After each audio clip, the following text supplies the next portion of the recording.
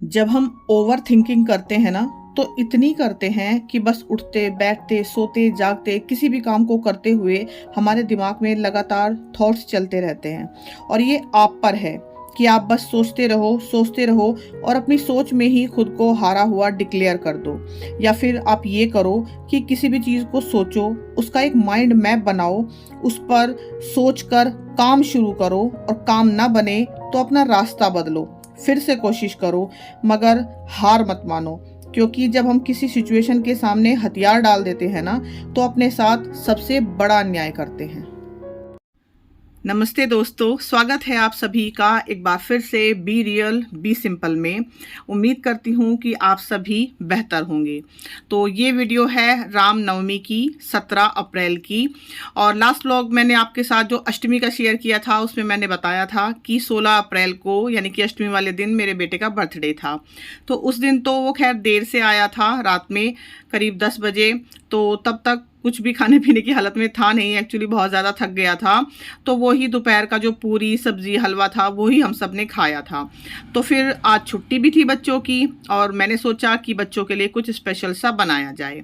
तो फिलहाल सुबह की शुरुआत मैंने की है एज यूजुअल। साफ़ सफाई हो चुकी है और नहा धोकर मैंने कर ली है नवमी की पूजा। तो अष्टमी को हालांकि कन्या पूजन हो चुका है, लेकिन फिर भी मैं नवमी की पूजा करने के बाद ही माता रानी की जो चौकी है छोटी सी जो मैंने लगाई है, वो मैं तभी हटाती हूँ, ताकि 9 देवियों की पूजा हो जाए। होता है ना कि अष्टमी के दिन ही अगर हम चौकी हटा देते हैं तो फिर 9वीं देवी की पूजा रह जाती है। तो मैं बस इस तरह से करती हूँ, ये मेरा तरीका है सिंपल सा। बस यही बताना था मुझे, कुछ खास नहीं। और मंदिर हमेशा की तरह ही बहुत खूबसूरत लग रहा है। जब मैं ये क्लिप शूट करती हूँ ना, और उसके बाद जब मैं इनको देखती हूँ, तो ये मुझे और भी ज़्यादा सुंदर लगती हैं।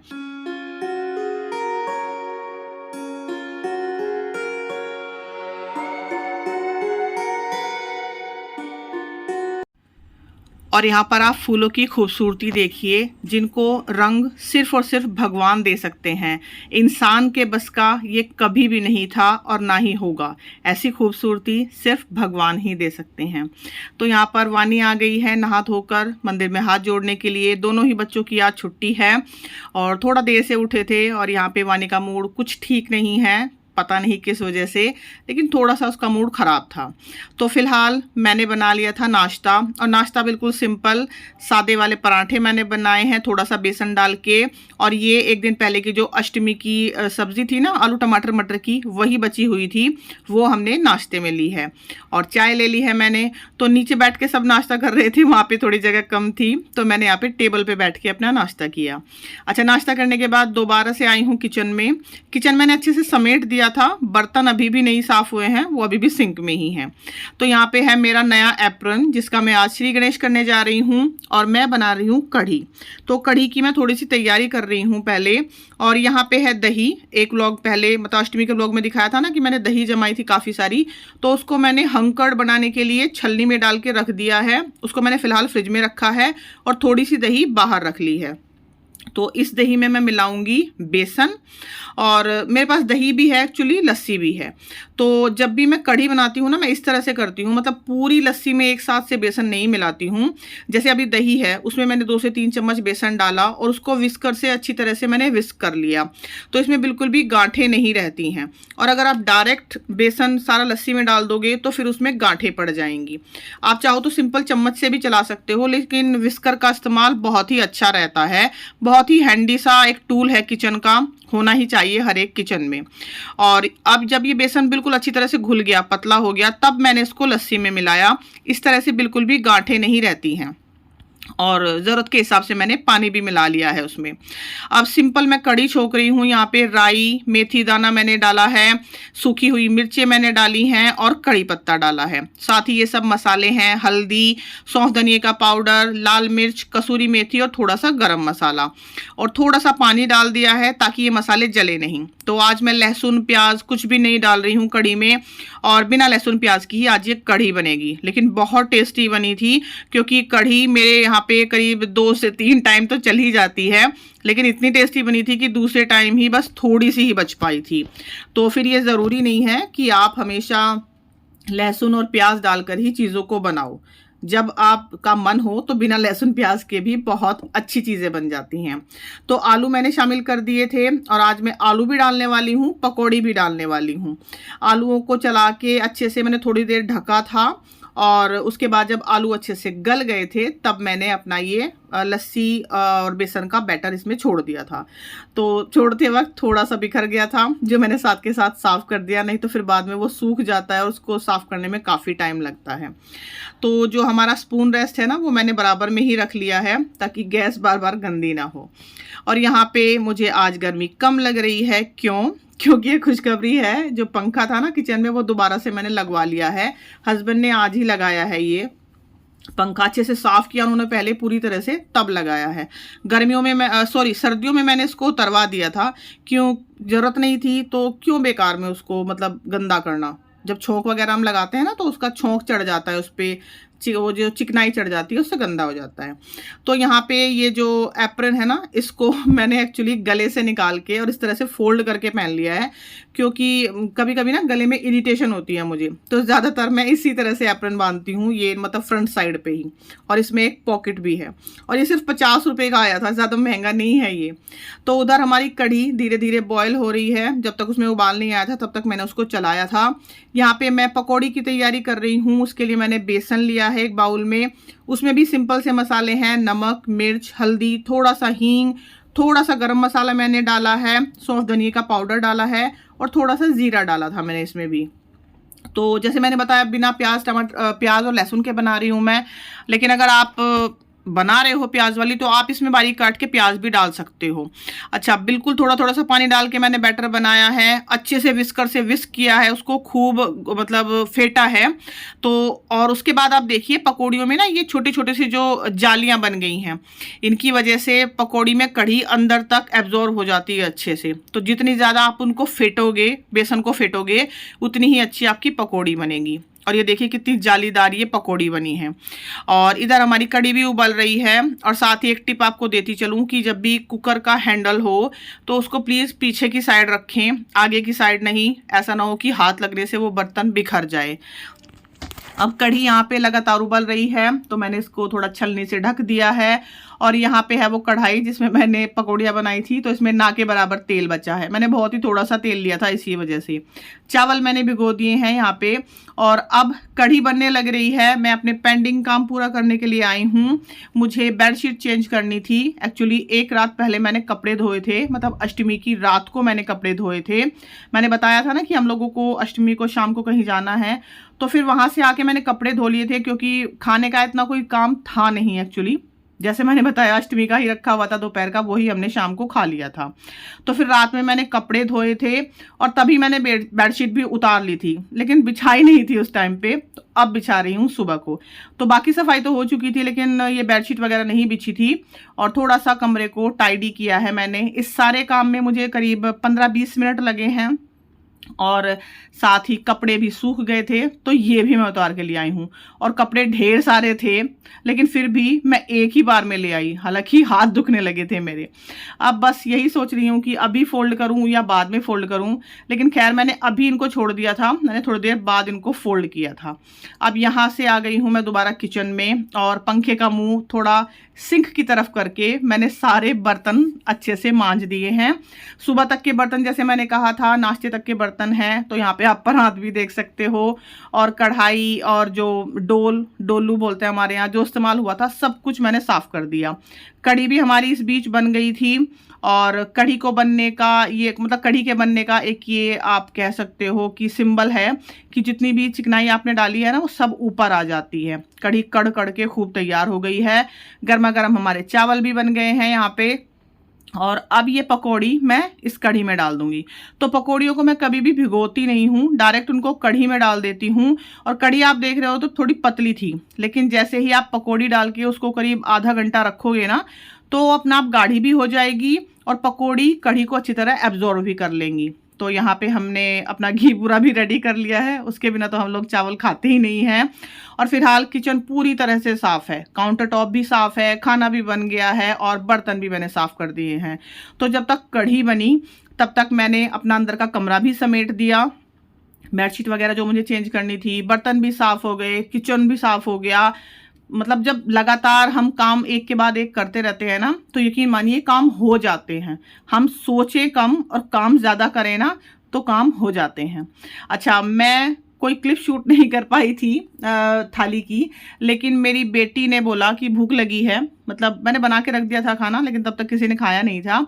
तो सबसे लास्ट में नहीं, एक्चुअली लास्ट में तो मैंने खाया था। तो वानी को थोड़ी देर बाद भूख लगी थी। मेरे बेटे ने और हस्बैंड ने तो खा लिया था खाना, और हस्बैंड तो खाना खा के जा भी चुके हैं। तो ये थाली है वानी की, और इसको लगाया था राम ने अपनी बहन के लिए। तो उसको भी मतलब खाना ऐसा ना कि टाइम से नहीं खाते बच्चे, बस जब छुट्टी होती है ना तो थोड़ा बेटाइम से खाना खाते हैं। तो यहाँ पे मैं दिखा रही हूँ आपको अपने हस्बैंड की मेहनत, जिसमें वो सुबह से लगे हुए थे। और ये मुझे ऐसा लग रहा है जैसे वो मम्मी नहीं लगती हैं उस तरह से ये सब पैकिंग उनकी चल रही थी सुबह से, और काफ़ी शोर हो रहा था घर में। अभी अभी बस वो खाना खा के निकले हैं, तो मैंने सोचा कि चलो उनकी मेहनत की भी एक क्लिप शूट कर लेती हूँ। और यहाँ पे मेरा भी लगभग सारा तो नहीं कहूँगी, लेकिन काफ़ी सारा काम निपट चुका है। किचन बिल्कुल क्लीन है, लाइट बंद कर दी है मैंने, और यहाँ पे हैं ये कपड़े जो अब मुझे फोल्ड करने हैं। और अब मैं आपको दिखाती हूँ एक ये देखिए वानी खाना खा के, जो कढ़ी चावल है ना उसका पूरा नशा हो गया है इसको। तो अब ये फिलहाल अपना कंबल लेके सो गई है, पंखा फुल पे चला के, और बारीक सा कंबल ओढ़ के ये सोती है हमेशा। तो कपड़ों को फोल्ड करके अब सबसे लास्ट में खाना खा रही हूँ मैं। और ये है मेरा तरीका नीचे बैठ के खाने का और हाथ से खाने का। और कढ़ी चावल तो खाने ही हाथ से होते हैं, मतलब जब तक आप कढ़ी चावल को हाथ से ना खाओ ना, उनका आप प्रॉपर स्वाद ले नहीं सकते हो। तो आप बताइएगा मुझे कमेंट में, क्या आप भी कढ़ी चावल या दाल चावल हाथ से खाते हैं या फिर चम्मच से खाते हैं।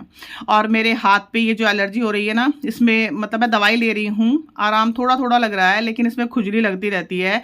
तो मैं बड़ी मुश्किल से अपना दूसरा हाथ रोक पाती हूँ, नहीं तो बीच बीच में हल्की हल्की खुजली उसमें चलती ही रहती है। और आज कढ़ी वाकई में बहुत टेस्टी बनी थी। मेरे हस्बैंड, मेरे बेटा, वानी सब ने बहुत तारीफ़ की थी, लेकिन मुझे लग रहा था कि नहीं यार, ऐसा तो मतलब होता ही रहता है, ये लोग तो तारीफ़ करते ही रहते हैं। लेकिन जब मैंने खाई तो मुझे पता लगी वाकई में टेस्टी बनी थी कढ़ी, बहुत ज़्यादा, बिना लहसुन प्याज के भी सुपर टेस्टी कढ़ी बनी थी। और यहाँ पे देखिए पकौड़ियाँ इतनी सॉफ्ट हो गई हैं ना कि इनको थोड़ा सा भी अगर टाइट हाथ से पकड़ो तो टूट जाती हैं। तो जब आप हाथ से खाना खाते हो, उसके बाद अगर उंगलियां चाटने को ना मिले तो शायद स्वाद पूरा नहीं होता। और यहाँ पे है मेरी थाली, जिसमें सिर्फ एक कड़ी पत्ता बचा है, बाकी इसमें आपको एक चावल का दाना नज़र नहीं आएगा। तो ये कोई मजाक की बात नहीं है, मैं सीरियसली थोड़ा इस बात को कहना चाहूँगी कि जब भी आप खाना खाएं, चाहे आप चावल खा रहे हैं चाहे आप रोटी खा रहे हो, कोशिश करिए कि आपकी थाली में एक दाना भी ना बचे। उतना ही लीजिए जितना आपको भूख है, अगर और भूख है तो दोबारा ले लीजिए, लेकिन एक साथ अपनी थाली भर के मत बैठिए। क्योंकि खाने को झूठा छोड़ते वक्त हमेशा ये याद रखिए कि इस खाने को आपकी प्लेट तक आने के लिए कितने लोगों की मेहनत लगी है। तो इसलिए मैं कहना चाहूँगी कि जब भी खाना खाएं, प्लीज़ इस तरह से खाएं कि आपकी थाली में से एक चावल का दाना भी ना मिले, बिल्कुल वो साफ होनी चाहिए। इस तरीके से आपको खाना खाना चाहिए, और अपने बच्चों को भी इसी तरह की आदत डालिए। तो अब यहाँ पे खाना खा के मैं 10-15 मिनट रिलैक्स कर रही थी, तब तक वानी भी उठ गई थी। और उसके बाद थोड़ा सा रिलैक्स मैंने किया, वानी ने अपनी थोड़ी सी पढ़ाई की। अब मैं आ गई हूँ दोबारा से किचन में, थोड़ी सी और कुकिंग करनी है मुझे। तो यहाँ पे मैं आज बनाने वाली हूँ सेवई वाला कस्टर्ड। तो थोड़ा सा घी डाला है मैंने, और उसमें डाली है एक छोटी कटोरी सेवई। तो ये सेवइयाँ जो हैं ऑलरेडी रोस्टेड है, भुनी हुई हैं, लेकिन फिर भी मुझे घी के साथ इनको थोड़ा सा भूनना था। तो बस मुश्किल से 2-3 मिनट मैंने उसको भूना है, और उसके बाद मैंने इसमें दूध डाल दिया है। और एक गलती मुझसे यहाँ हुई, लास्ट टाइम भी जब मैंने कस्टर्ड बनाया था ना, मैंने यही गलती की थी कि छोटे वाला पैन ले लिया था मैंने, और फिर वो पैन छोटा पड़ गया था। आज भी वही हुआ है, तो आगे आपको देखने को मिलेगा। तो मैंने थोड़ा सा दूध अलग बचा लिया था, रूम टेम्परेचर का दूध है ये, ठंडा नहीं है। इसमें मैंने कस्टर्ड पाउडर घोला है, और सिर्फ 1 चम्मच घोला है, बहुत ज़्यादा नहीं। तो आप चम्मच से घोल लीजिए या फिर विस्कर का ही इस्तेमाल कर लीजिए उसमें भी। तो यहाँ पे देखिए अब इसको मैंने इस भगोने में ट्रांसफ़र किया है, दूध और सेवइयों को, क्योंकि वो मुझे छोटा लग रहा था बर्तन।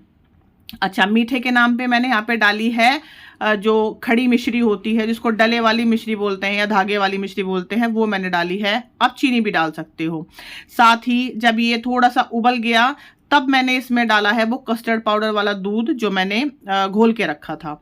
अब इसमें लगातार बॉयल आ रहा है, हालांकि गैस मैंने धीमी की हुई है लेकिन लगातार इसमें बॉयल आ रहा है। तो इस टाइम आपको इसको चलाते रहना है, छोड़ना नहीं है, नहीं तो नीचे तली में लग सकता है।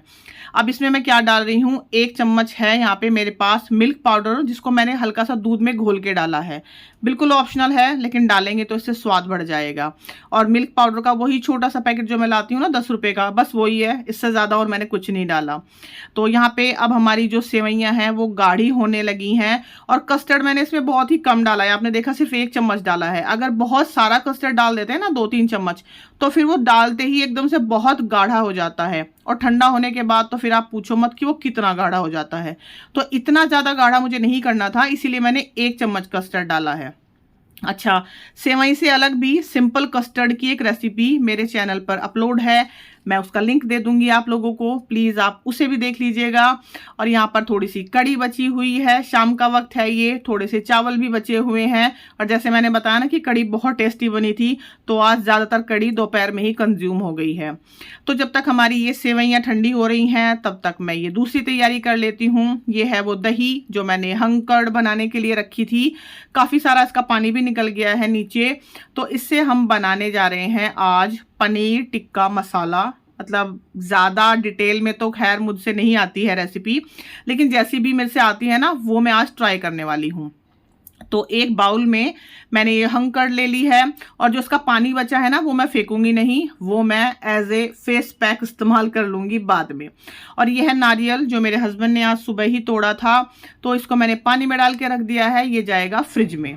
और ये जो मैंने हंग कर्ड ली थी इसमें मैंने मिलाया है 2 चम्मच भुना हुआ बेसन, आधा चम्मच लाल मिर्च, आधा चम्मच गरम मसाला, थोड़ा सा मैंने यहाँ पे डाला है काली मिर्च का पाउडर, पिसी हुई काली मिर्च का, चुटकी भर हींग डाला है।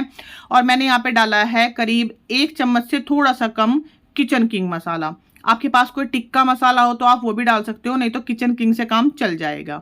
आधा चम्मच मैंने यहाँ पे डाला है अमचूर पाउडर, आप नींबू का रस भी डाल सकते हो। नमक डाला है स्वाद के हिसाब से, 1 चम्मच कसूरी मेथी डाली है, और 1 चम्मच मैंने यहाँ पे डाला है शाही पनीर मसाला। तो ये सब मैं एक्सपेरिमेंट कर रही हूँ, ऐसा नहीं है कि आपको शाही पनीर मसाला डालना ही है, हो तो डालिए, नहीं तो कोई बात नहीं।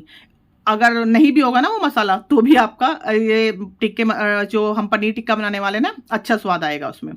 तो मैंने उसमें 1 चम्मच मूंगफली का तेल भी मिलाया है, आपने देख ही लिया क्लिप में। जरा सी मैंने हल्दी डाली है, और बस 1 चम्मच सौंफ धनिए का जो पाउडर मेरे पास होता है, आपके पास सिर्फ धनिए का पाउडर हो तो आप वो भी डाल सकते हो।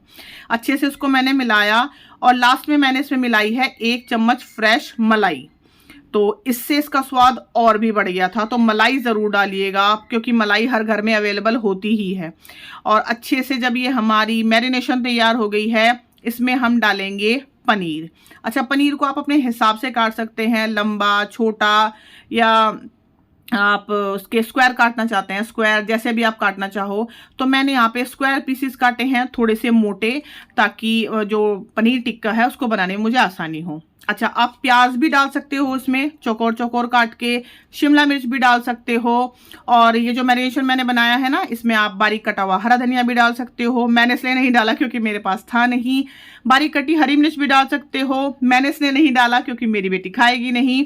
और आप अदरक लहसुन का पेस्ट भी डाल सकते हो, लेकिन मैंने बिल्कुल सिंपल रखा है इसको। और अच्छे से जब हमने इसको मिक्स कर लिया है, अब हम इनको रखेंगे फ्रिज में। ये जो टिक्का जो हमने प्रिपेयर किया है ना, इसको तो करीब आधा घंटा ही लगेगा मैरिनेशन में अच्छे से मतलब एब्जॉर्ब होने के लिए।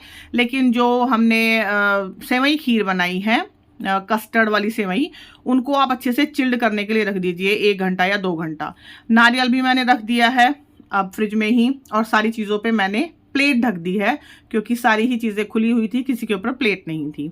तो अब करीब आधे घंटे बाद ये जो टिक्का हमने टिक्का भी ये बना नहीं है, ये जो पनीर हमने मैरिनेट करके रखा था ना, मैंने पैन में थोड़ा सा तेल डाला है। अगेन मैंने मूंगफली का तेल इस्तेमाल किया है, आप बटर भी इस्तेमाल कर सकते हो या घी इस्तेमाल कर लो।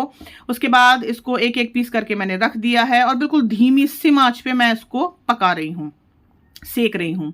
और यहाँ पे देखिए हमारी सेवई बिल्कुल ठंडी हो चुकी है। हालांकि मैंने इसको करीब आधे पौने घंटे बाद ही निकाल लिया था, लेकिन काफ़ी ठंडी भी हो चुकी है, गाढ़ी भी हो चुकी है और क्रीमी भी बहुत हो गई है।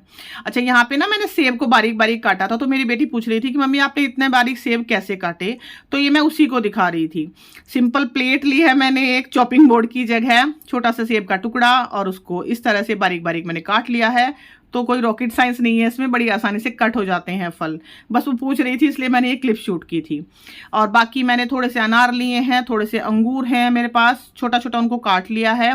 और अब मैं सर्व कर रही हूँ, और बराबर में शायद आप ध्यान दे पा रहे होंगे हाथ पे, वो वानी का ही हाथ है, वो खड़ी है अपना कस्टर्ड खाने के लिए। तो ठंडा ठंडा कस्टर्ड मैंने कटोरी में परोस दिया है। उसके ऊपर मैं डालूंगी थोड़े से ड्राई फ्रूट्स हैं मेरे पास, और ड्राई फ्रूट्स के नाम पर सिर्फ काजू और बादाम ही थे मेरे पास, वो मैंने थोड़े से डाल दिए हैं। और थोड़े से ये फल मैं डालूंगी जो भी मेरे पास थे। आपके पास और भी फल हों तो आप वो भी डाल सकते हैं, लेकिन बस एक बात का आप श्योर कीजिएगा कि सारे कस्टर्ड में आप फ्रूट्स मत मिलाइए। जब आप सर्व करें कस्टर्ड को, तभी आप उस पर ऊपर से फ्रूट्स मिलाइए। मतलब कस्टर्ड आप बना के रख लीजिए, और जब आपको सर्व करना हो तभी आप उसमें फ्रूट्स या ड्राई फ्रूट जो भी आप डाल रहे हो उस वक्त डालिए। क्योंकि जब हम सारे कस्टर्ड में एक साथ फ्रूट मिला के रख देते हैं ना, तो फिर अजीब सी स्मेल हो जाती है उसमें। तो ये टिप आप ज़रूर इस्तेमाल कीजिएगा। तो ये कस्टर्ड की कटोरी जाएगी वानी के लिए। और इधर हमारा पनीर टिक्का मसाला भी बनके तैयार हो गया है। तो ये जो 4-5 पीस थे ना, यही हम सब के लिए काफ़ी रहे थे, क्योंकि पनीर काफ़ी हैवी हो जाता है। और लास्ट में जो पीसेस बचे थे ना पनीर के, उनको मैंने सारा ही पैन में डाल दिया है उनके मैरिनेशन के साथ। तो जो पहला बैच सिक के तैयार हुआ है वो थोड़ा सूखा सूखा था, मतलब एज ए टिक्का आप उसको बोल सकते हो। और ये जो दूसरा बैच तैयार हुआ था ना, इसमें हल्की हल्की सी ग्रेवी भी थी, बहुत ज़्यादा नहीं लेकिन हल्की सी ग्रेवी थी। तो इसको भी मैंने बिल्कुल धीमी धीमी आंच पे पकाया है। इसी तरह की एक रेसिपी मैंने आप लोगों के साथ शेयर की थी अफगानी पनीर की, जब मेरी बेटी का बर्थडे था। मैं उस वीडियो का भी लिंक डाल दूंगी डिस्क्रिप्शन बॉक्स में भी, ऊपर आई बटन में भी आप लोग देख लीजिएगा। आप उस मैरिनेशन से भी पनीर टिक्का तैयार कर सकते हो, वो भी बहुत टेस्टी लगता है। मैंने एक बार ट्राई भी किया था उसको विदाउट ग्रेवी के। और आज की बनी हुई तीनों ही रेसिपी, कढ़ी चावल, कस्टर्ड और ये पनीर टिक्का, मेरे दोनों बच्चों को बहुत पसंद आया था। हालांकि कस्टर्ड मेरे बेटे ने नहीं खाया था, लेकिन पनीर टिक्का और कढ़ी चावल उसने बहुत शौक से खाए हैं। तो बिल्कुल बस हल्का सा मैंने पलट के देखा था और इस पे बहुत ही अच्छी सी ब्राउनिंग आ गई थी। तो आप भी अगर किसी स्टार्टर की रेसिपी ढूंढ रहे हैं तो आप इसको बना सकते हैं, बड़ी ही आसानी से बन जाएगी। और सारे ही जो मसाले या जो भी सामान इसमें इस्तेमाल हुआ है ना, आपके घर पे मौजूद है। आपको ऐसा कुछ नहीं है कि बाहर से कुछ खरीद के लाना है, मतलब बहुत ज़्यादा खरीद के नहीं लाना है। ज़्यादातर चीज़ें आपको आपके घर पे ही अवेलेबल हो जाएंगी। तो ये जो लास्ट वाला बैच था ना, एक्चुअली ये बच ही गया था, और इसको फिर नेक्स्ट डे बच्चों ने, मतलब मेरे बेटे ने तो पराठे के साथ खाया था, और वानी उस पराठे में रैप के तौर पे बनवा के इसको स्कूल लेके गई थी। इस तरह की मतलब रैप की एक रेसिपी मैंने पहले भी आप लोगों के साथ शेयर की थी, उसका भी मैं लिंक डाल दूंगी, आप उसको भी ट्राई कर सकते हैं। तो ये अगले दिन की क्लिप है जब मैं अपने बेटे के लिए पराठे बना रही थी। और जैसे मैंने बताया, वानी के लिए भी मैंने ऐसे बारीक बारीक से पराठे ही सेके थे, और वो उन पराठों के बीच में ये पनीर टिक्का रखवा के एक तरह से रैप के तौर पे लेके गई थी। तो ये देखिए मैं आपको काट के दिखा रही हूँ। ये रात की बनी हुई सब्जी है, लेकिन फिर भी सुपर सॉफ्ट है, अंदर से सॉफ्ट है, बाहर से पूरी फ्लेवरफुल है। तो आप ये सारी ही रेसिपी प्लीज़ ट्राई ज़रूर कीजिएगा, और कैसी बनी मुझे कमेंट सेक्शन में बताइएगा। तो बस यहीं पर एंड करती हूँ मैं अपनी इस वीडियो का। अगर मेरी वीडियोस आपको पसंद आती हैं तो प्लीज़ मेरे चैनल को सब्सक्राइब ज़रूर कीजिएगा। मेरी वीडियोस को अपना टाइम देने के लिए आपका बहुत बहुत धन्यवाद। Thank you so much for watching. चलती हूँ, दोबारा मिलूँगी एक नई वीडियो के साथ। तब तक अपना ढेर सारा ध्यान रखिएगा आप लोग।